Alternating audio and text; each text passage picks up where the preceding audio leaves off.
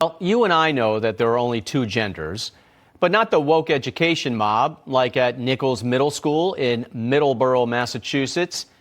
During Pride Month, 7th grader Liam Morrison challenged their stupidity by wearing a shirt that said there are only two genders, which of course the biology teacher should have agreed with.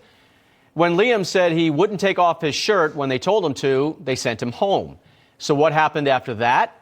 Well, let's ask Liam, who is now a high school student and is attorney from Alliance Defending Freedom, Dave Cortman. So, Liam, tell us about that day that you got in trouble for exercising your First Amendment rights. What did they put you through then and thereafter? All right. So what they put me through was I was pulled out of class shortly after I had arrived from school. And they told me, you can take your shirt off and we can let you continue to be in school that day, or you can sit or we can talk to you in a separate room about why you're wearing the shirt. And after talking with them, I decided that I did not want to take my shirt off because I saw no reason for it. And they told me, you can sit in the room by yourself for the rest of the day so nobody sees you, or we can have your parents come and take you home, which I chose my parents to take me home. And then what happened in the days and weeks that followed? Anything, or? After that, it slowly got more recognition as it spread from word of me and my family members talking about it. And then after we spoke about it at a school committee meeting, that's when it really started to gain traction with people that were online. And then people who worked in the Massachusetts Family Institute and the other organizations said that they wanted to help us with it. So the school had no problem celebrating Gay Pride Month with rainbow and transgender flags. And how did your classmates react to your shirt? And, you know, I'm sure there were a lot that were against what you did. There were hopefully a lot that were okay with what you did. But what have you been going through since this all started? What have I been going through since this all started? I feel like it hasn't been that much of a prevalent, constant thing. And my classmates were actually very supportive of what I wanted to say. And I never personally encountered one person that was in direct opposition to my shirt. Good. So, Dave, you know, the federal courts, they've kind of had mixed decisions about student rights in public schools. The district and then the First Circuit Court of Appeals ruled against Liam.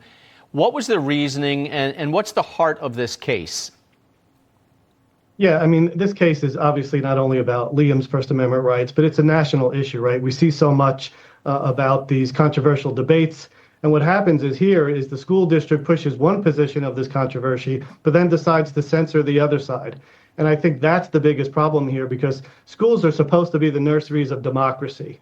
And so you want to be teaching tolerance. We hear so much about that on the left, but they don't practice it. What we see is division, we see censorship, we see cancellation, and that's not the lessons that they should be teaching.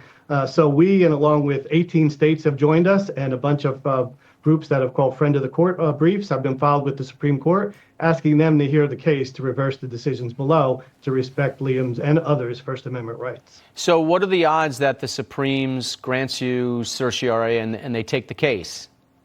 I think the odds are good for several reasons. I think, number one, the fact that 18 states and their attorney generals have thought this is such an important issue, a national issue, that they've asked the Supreme Court to jump in. So I think that carries a lot of weight. And I think the other thing that's important is this school district has violated the First Amendment so clearly.